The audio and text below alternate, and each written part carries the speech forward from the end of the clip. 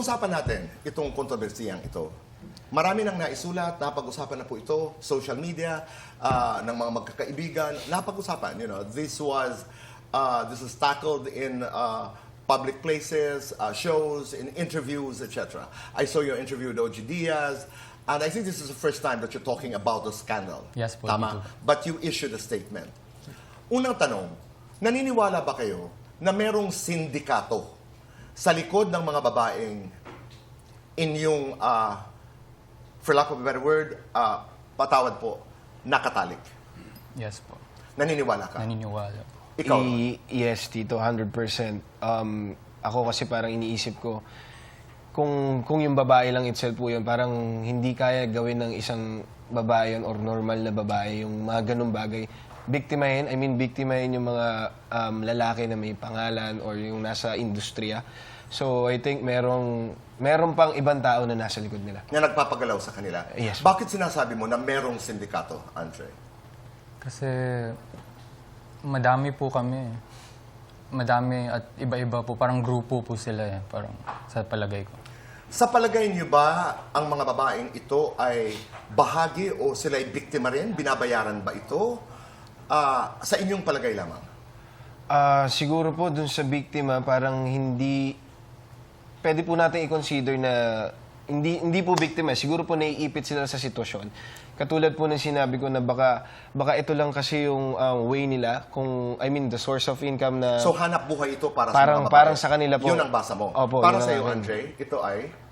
Yun din po. Yung parang alam na nila na may video po sa room. Okay, babalikan ko yung kwentong yun.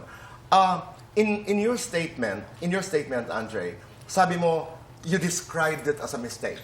And then you took full responsibility. And you still take full responsibility. In an interview, kay Oji nga, sinabi mo kasalanan mo. Ano ang inyong kasalanan? Siguro po yung sa akin kasalanan ko na parang bilang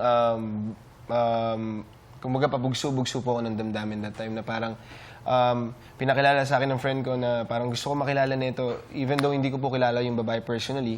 So parang sige, sabi ko, pakilala mo sa akin yan, ganyan. So parang doon po ako nagkamali na parang masyado rin ako naging aggressive sa part na yon na parang without thinking na parang baka ikapahama ko yan or baka may mangyari sa akin hindi maganda sa...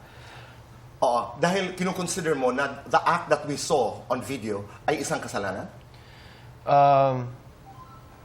Hindi po sa part na yun siguro. Kung ano po yung ginawa namin, siguro po dun sa parang hinayaan ko lang yung sarili ko na parang, sige, okay lang ako makilala ko yan, ganyan. Na parang without asking kung sino ba yan, kumbaga wala po akong naging time para kilalanin personally yung babae. Okay. I get you there. Ikaw, Andre? Baka yung mali na nagawa ko, Tito Boy, is yung pag-trust ko sa babae na yun. Na kasi normal lang naman, para sa akin walang mali yung yung to have fun po, Tito Boy. Okay. Pero yung pag-trust lang po at saka yung mga... Are you single, guys? Yes. Or when you did that video, single ba kayo? Yes. Yes po, dito. Oo. Single. I just wanted to know.